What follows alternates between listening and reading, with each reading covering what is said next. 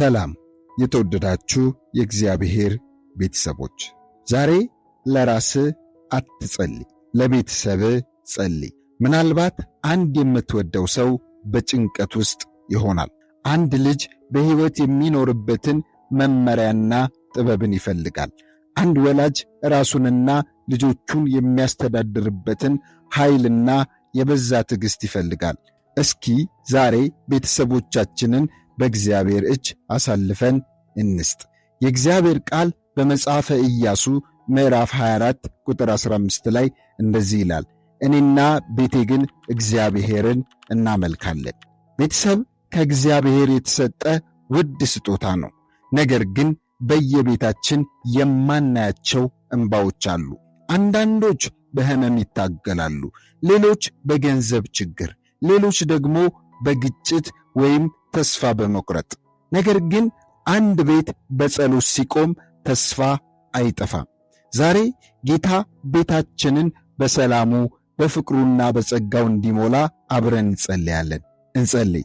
አባታችንና አምላካችን እግዚአብሔር ሆይ፣ ዛሬ በታላቅ እምነት በፊት ቀርበናል። ቤተሰቦቻችን ያንተ እንደሆኑ እናምናለን። ስለዚህ ቤታችንን በቅዱስ መገኘት ሙላው። የተሰበረ ልብ ካለ አጽናናው። የጠፋ ፍቅር ካለ መልሰው።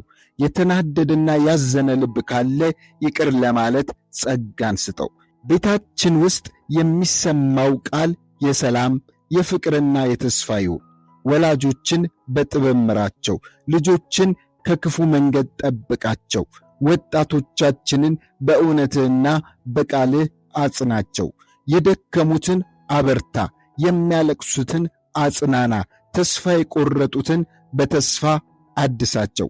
እኛም በየቀኑ አንተን የምንፈልግ ቤተሰብ እንድንሆን እርዳን።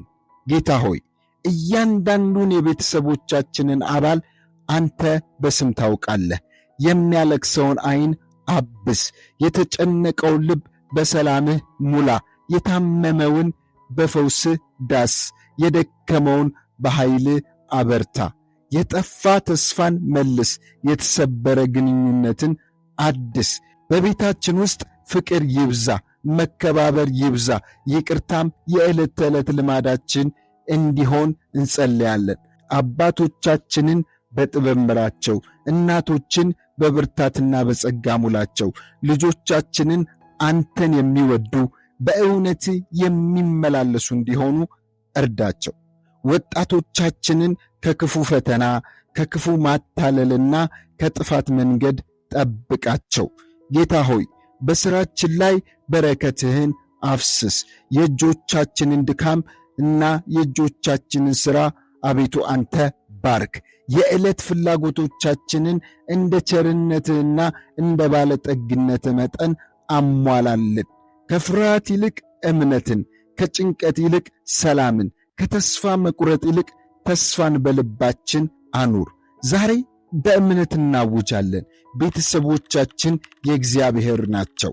ሰላሙ በቤታችን ይኖራል። ፍቅሩ በልባችን ይበዛል። የእግዚአብሔር ጥበቃ በቤተሰቦቻችን ላይ ነው። ጸጋው፣ ሰላሙ እናም ደግሞ ዕረፍቱ ከእኛ ጋር ይኖራል። በጌታችን በኢየሱስ ክርስቶስ ስም ድል አድራጊዎች ነን። አሜን። ዛሬ ጌታ ቤትህን ይባርክ። በምትወጣበትና በምትገባበት ሁሉ ይጠብቅህ። በቤት ውስጥ ሰላም፣ ፍቅር፣ ጤናና የእግዚአብሔር መገኘት ይብዛልህ። በዚህ ጸሎት ከተባረካችሁ ለቤተሰብና ለጓደኞች ሼር እንድታደርግ በአክብሮት እጠይቅሃለሁ። አብረን በየቀኑ በእምነት እንድንጸልይና እንዲህ አይነት ጸሎቶች እንዲደርስ ይህንን ቻናል ላይክ፣ ሼር እና ሰብስክራይብ በማድረግ ቤተሰብ ይሁኑ እያልኩ በታላቅ አክብሮት ጋብዞታለሁ። እግዚአብሔር ይባርካችሁ። አሜን።